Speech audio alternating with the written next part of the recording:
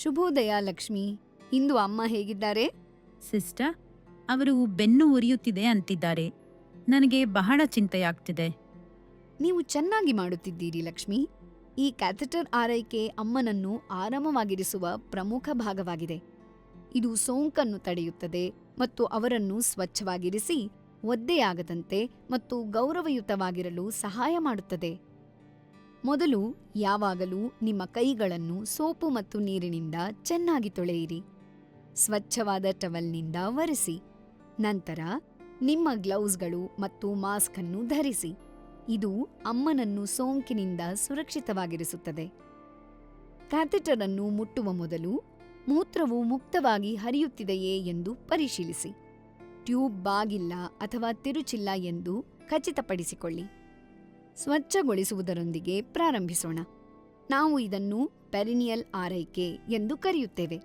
ಇದು ಸೋಂಕು ಮತ್ತು ವಾಸನೆಯನ್ನು ತಡೆಯುತ್ತದೆ. ಪೃಷ್ಠದ ಕೆಳಗೆ ರಬ್ಬರ್ ಶೀಟನ್ನು ಹರಡಿ. ಅವರು ಸ್ವಲ್ಪ ಬದಿಗೆ ತಿರುಗಲು ಸಹಾಯ ಮಾಡಿ. ಬೆಚ್ಚಗಿನ ನೀರು ಹಾಗೂ ಸೌಮ್ಯವಾದ ಸೋಪ್ ಬಳಸಿ. ಯಾವಾಗಲೂ ಮುಂಭಾಗದಿಂದ ಹಿಂದಕ್ಕೆ ಸ್ವಚ್ಛಗೊಳಿಸಿ, ಬೇರೆ ರೀತಿಯಲ್ಲಿ ಅಲ್ಲ. ಮೂತ್ರನಾಳಕ್ಕೆ ಸೂಕ್ಷ್ಮ ಜೀವಿಗಳು ಪ್ರವೇಶಿಸುವುದನ್ನು ನಾವು ಹೀಗೆ ತಡೆಯಬಹುದು.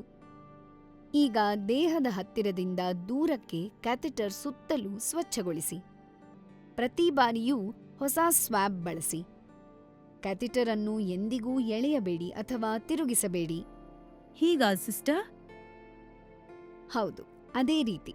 ಸ್ವಚ್ಛಗೊಳಿಸಿದ ನಂತರ ಮೃದುವಾದ ಟವಲ್ನಿಂದ ನಿಧಾನವಾಗಿ ಒರೆಸಿ. ಈಗ ಚೀಲ ತುಂಬಿದೆಯೇ ಎಂದು ಪರಿಶೀಲಿಸಿ.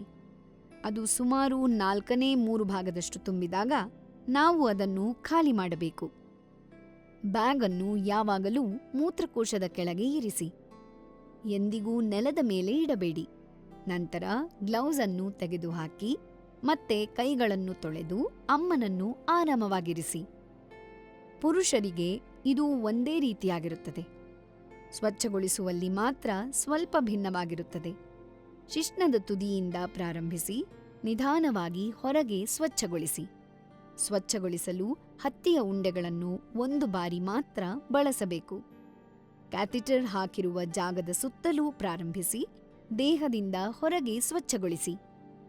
ಎಚ್ಚರಿಕೆಯಿಂದ ಒರೆಸಿ. ಪೌಡರ್ ಅಥವಾ ಲೋಷನ್ ಬಳಸಬೇಡಿ. ಟ್ಯೂಬ್ಗಳನ್ನು ನೇರವಾಗಿರಿಸಿ ಮತ್ತು ಚೀಲವನ್ನು ಹಾಸಿಗೆ ಅಥವಾ ವೀಲ್ಚೇರ್ನಲ್ಲಿ ಯಾವಾಗಲೂ ಮೂತ್ರಕೋಶದ ಕೆಳಗೆ ಭದ್ರಪಡಿಸಿ. ಲಕ್ಷ್ಮಿ, ಪ್ರತಿದಿನ ಈ ಸರಳ ವಿಷಯಗಳನ್ನು ನೆನಪಿಡಿ. ಕ್ಯಾಥೆಟರ್ ಅಥವಾ ಚೀಲವನ್ನು ಮುಟ್ಟುವ ಮೊದಲು ಮತ್ತು ನಂತರ ನಿಮ್ಮ ಕೈಗಳನ್ನು ತೊಳೆಯಿರಿ.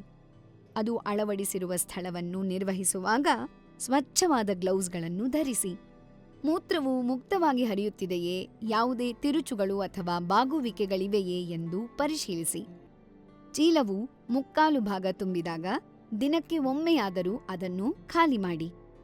ಕೊಳಕು ಕೈಗಳಿಂದ ಔಟ್ಲೆಟ್ ಅನ್ನು ಎಂದಿಗೂ ಮುಟ್ಟಬೇಡಿ. ಚೀಲವನ್ನು ಮೂತ್ರಕೋಶದ ಮಟ್ಟಕ್ಕಿಂತ ಕೆಳಗೆ ಇರಿಸಿ. ಎಂದಿಗೂ ನೆಲದ ಮೇಲೆ ಇಡಬೇಡಿ. ಕ್ಯಾಥೆಟರ್ ಸುತ್ತಲೂ ಪ್ರತಿದಿನ ಸೋಪ್ ಮತ್ತು ನೀರಿನಿಂದ ಸ್ವಚ್ಛಗೊಳಿಸಿ, ತೀವ್ರವಾಗಿ ಅಲ್ಲ. ಕ್ಯಾಥೆಟರ್ ಪ್ರವೇಶ ಸ್ಥಳದ ಬಳಿ ಪೌಡರ್ ಅಥವಾ ಕ್ರೀಮ್ಗಳನ್ನು ಬಳಸಬೇಡಿ. ಟ್ಯೂಬ್ ಬೇರ್ಪಟ್ಟರೆ ಅದನ್ನು ಎಂದಿಗೂ ಮರುಸಂಪರ್ಕಿಸಬೇಡಿ. ನರ್ಸ್ಗೆ ಕರೆ ಮಾಡಿ. ನಿಮ್ಮ ಡೈರಿಯಲ್ಲಿ ಕ್ಯಾಥೆಟರ್ ಬದಲಾವಣೆಯ ದಿನಾಂಕವನ್ನು ಗಮನಿಸಿ. ಈ ಹಳದಿ ಕ್ಯಾಥೆಟರ್ ಅನ್ನು ನಾವು ಫೋಲಿ ಕ್ಯಾಥೆಟರ್ ಎಂದು ಕರೆಯುತ್ತೇವೆ. ಕ್ಯಾಥೆಟರ್ ಉತ್ತಮ ಸ್ಥಿತಿಯಲ್ಲಿದ್ದರೆ ಗರಿಷ್ಠ 28 ದಿನಗಳವರೆಗೆ ಇರಿಸಿ. ಇದು ಸಿಲಿಕಾನ್ ಕ್ಯಾಥೆಟರ್ ಆಗಿದ್ದರೆ, ಅಂದರೆ ಬಿಳಿ ಬಣ್ಣ, ಪ್ರತಿ 3 ತಿಂಗಳಿಗೊಮ್ಮೆ ಬದಲಾಯಿಸಬೇಕು.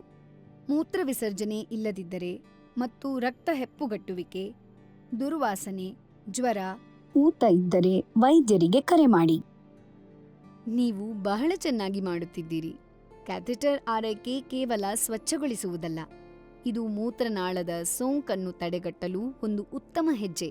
ಮನೆ ಆರೈಕೆಯಲ್ಲಿ ಸ್ಪರ್ಶದ ಪ್ರತಿಯೊಂದು ಕ್ರಿಯೆ, ಆರೈಕೆಯ ಪ್ರತಿಯೊಂದು ಹನಿ ಸಾಂತ್ವನವನ್ನು ತರುತ್ತದೆ, ನೋವನ್ನು ಕಡಿಮೆ ಮಾಡುತ್ತದೆ ಮತ್ತು ಘನತೆಯನ್ನು ಪುನಃಸ್ಥಾಪಿಸುತ್ತದೆ.